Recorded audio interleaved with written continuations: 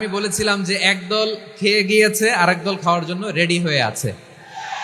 আমার গত সপ্তাহের যশোরের আলোচনার একটা লাইনকে কেন্দ্র করে আমাদের অনেক রাজনীতিবিদ বন্ধুরা অনেক ক্ষুব্ধ প্রতিক্রিয়া দেখাচ্ছেন। ওই কথাকে নিজেদের গায়ে টেনে নিজেদের গায়ে মেখে ওনারা ক্ষুব্ধ হয়েছেন।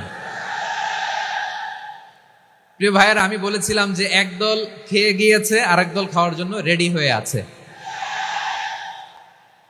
তো এখানে কি আমি কোনো দলের নাম বলেছি? বাংলাদেশে 48টা প্রায় নিবন্ধিত রাজনৈতিক দল, কোনো দলের নাম আমি বলিনি। কথাটাকে আমি জেনারেল রেখেছি। দায়ীদের বৈশিষ্ট্যই এটা, দায়ীরা জেনারেলি কথা বলে, যার যেই মেসেজ নেয়ার তারা সেখান থেকে নিয়ে নেয়। কোনো দল এটা নিয়ে কোনো কথা বলল না। আপনারা এটাকে নিজের গায়ে যে মাখালেন, এটা ঠিক হয়নি। আমি বলবো যে এটা খুবই অনভিপ্রেত হয়েছে। কোনো দলকে টার্গেট করে বা কোনো দলের পক্ষে আমরা কখনো কথা বলি না।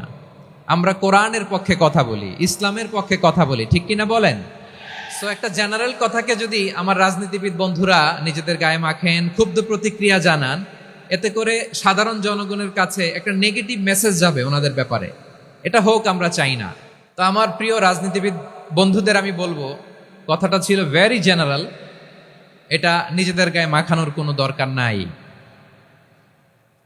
আমরা এই যে এক্সিস্টিং যে রাজনৈতিক চর্চা, এটা থেকে আমরা বেরিয়ে আসতে চাই। আমরা চাই না এদেশে চাঁদাবাজি, দখলবাজি থাক, ঠিক কিনা বলেন?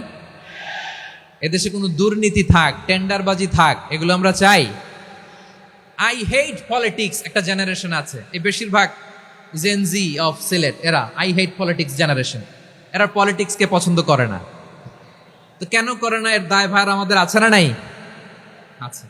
এবং আমরা দেখেছি ক্ষমতার পালাবদল যখন হয়, এক সরকার যায় আরেক সরকার আসে, তখন দুর্নীতির ফিরিস্তি আমরা জানতে পারি, এর আগে জানতে পারি না। প্রতিটা দলের ভেতরেই আমরা এই বাজে চর্চাটা দেখেছি।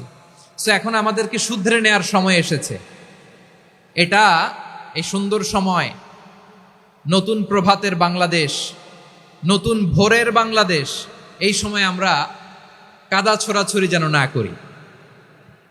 আমাদের শপথ নেয়ার সময় এসেছে। প্রতিটি দল, নিবন্ধিত 48টি, সবগুলো দলের এখন শপথ নেওয়া উচিত যে আমরা কোনোদিন আর চাঁদাবাজি করব না, টেন্ডারবাজি করব না, দখলবাজি করব না। আমরা সবসময় দেশের পক্ষে থাকব, সবসময় দেশের পক্ষে থাকব। সেই কথাগুলো ছিল ভেরি জেনারেল। যে কথাগুলো আমরা জেনারেলি বলি, এগুলো জেনারেলি আপনারা নিবেন। আমার রাজনীতিবিদ বন্ধুদের কাছে এটাই আমার কামনা। আর এই জাতীয় বার্তা যখন আমরা দেই, তখন যদি আপনি বলেন যে পারলে রাজনীতিতে আসেন, পারলে দল করে দেখান, এটা হইল? আমি কি এরকম কোনো কথা বলেছি? না। আমি একজন মুফাসসিরে কোরআন, আমি একজন আলেম, এর বাইরেও আমার সবচেয়ে বড় পরিচয় আম আ সিটিজেন অফ বাংলাদেশ। আমি বাংলাদেশের একজন সাধারণ নাগরিক। আমার দেশের যে কোনো সমস্যা, যে কোনো ইনকনসিস্টেন্সি, অসঙ্গতি নিয়ে মত প্রকাশের স্বাধীনতা আমার আছে না নাই? আপনারাই তো বাক স্বাধীনতার কথা বলেন, ফ্রিডম অফ স্পিচের কথা বলেন, বাক স্বাধীনতার কথা বলেন। আপনারাই যদি আবার কোনো মন্তব্যের কারণে বলেন যে রাজনীতির মাঠে আসেন, দল করেন, দেখি কতটুকু পারেন, এটা ঠিক হবে না।